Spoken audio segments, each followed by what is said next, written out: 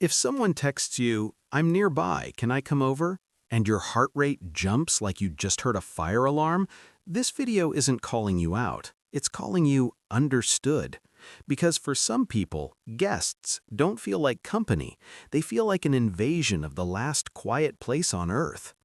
Let's get one thing clear immediately. If you hate having guests over, it doesn't mean you're rude, broken, antisocial, or secretly plotting to live alone on a mountain. It means your brain treats home differently than most people do. And once you understand why, something shifts. The guilt fades, the shame disappears, and what's left is relief. Here's the pattern most people never notice. Outside your home, you're functional, polite, attentive. You respond, you adapt, you read the room, you manage tone, timing, facial expressions, energy. Even if you enjoy people, you are always slightly on. But home? Home is the only place where that switch finally turns off. Your face relaxes, your thoughts wander, your body drops its armor. You stop performing life and start existing inside it. Now imagine someone walking into that space, even someone you love. Psychologically, that's not neutral, that's disruptive. Your nervous system feels it instantly. The volume inside your head goes up, your awareness expands outward. Suddenly, you're tracking footsteps, sounds, messes, conversations, expectations. Your home stops being a sanctuary and becomes a shared environment that needs management. That's the first truth most people miss. People who hate having guests over don't hate people. They hate losing access to themselves. There's a specific reason this hits so hard. Research on environmental psychology shows that certain people regulate their emotions through space. Their surroundings aren't just background, they're part of how the brain stays calm. Lighting, silence, routine, predictability. When those things change unexpectedly, the nervous system reacts as if something important has been taken away. This is why guests feel exhausting even before they arrive.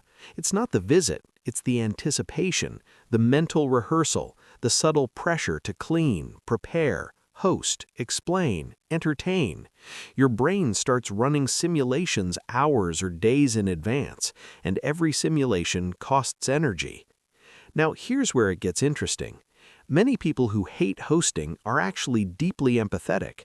They don't want guests to feel uncomfortable. They don't want awkwardness. They don't want someone to feel ignored or unwelcome. So they overcompensate. They monitor themselves. They stay alert. And that level of emotional responsibility inside your own home feels heavier than doing it anywhere else. Because home is where you go to stop holding everyone else. There's also something called territorial safety. It's not about ownership, it's about identity.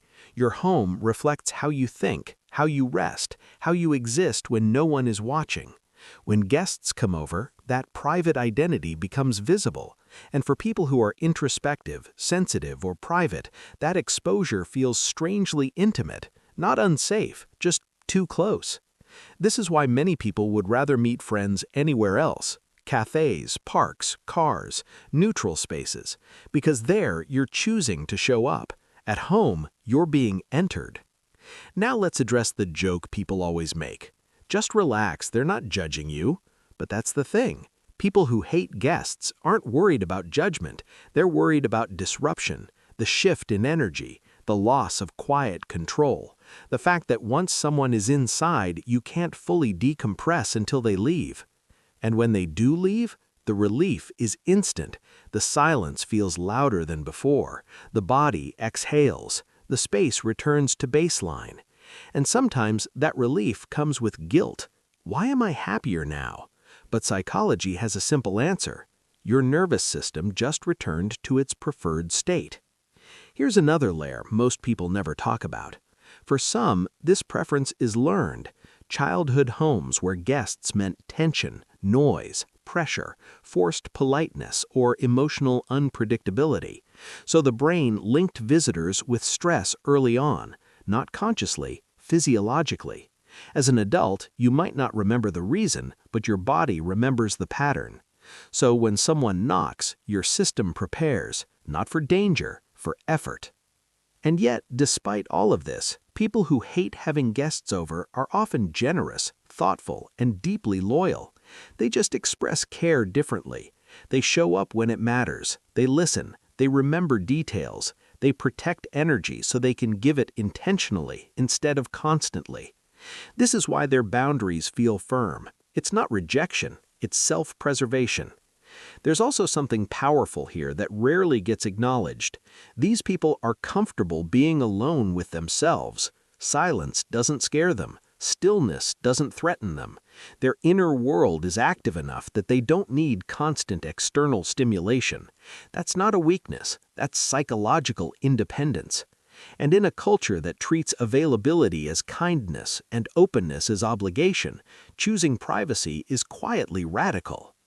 Now let's be honest, there's a line. If avoiding guests comes from fear, loneliness, or isolation that hurts, that's something to explore gently. But if it comes from clarity, from knowing how your mind works, that's not avoidance, that's wisdom. You can love people and still love your space more. You can enjoy connection and still need solitude to recover from it. You can be warm, caring, and deeply human, while also preferring that your home remains untouched by expectations. Here's the payoff most people don't expect. When people like this do invite someone in, it means something. It's intentional, it's chosen, it's rare, and the connection that happens inside that space is often deeper because it wasn't automatic. So if you're the person who feels a wave of peace when plans get canceled, who feels your body relax when the door closes behind the last guest, who smiles politely while counting down to quiet, you're not cold, you're not difficult, you're not antisocial. You're someone who understands the value of inner quiet in a noisy world. And the next time someone says, "Why don't you ever invite people over?" you don't need to explain your nervous system, your boundaries, or your childhood. You can simply say, "That's how I stay balanced." Because protecting your peace isn't selfish, it's intelligent. And if this felt like it was describing you without judging you, that's not an accident. That's what unseen psychology is here for, to explain the habits people feel but can't always defend. If you've ever felt misunderstood for needing space, silence, or solitude, you're exactly where you belong.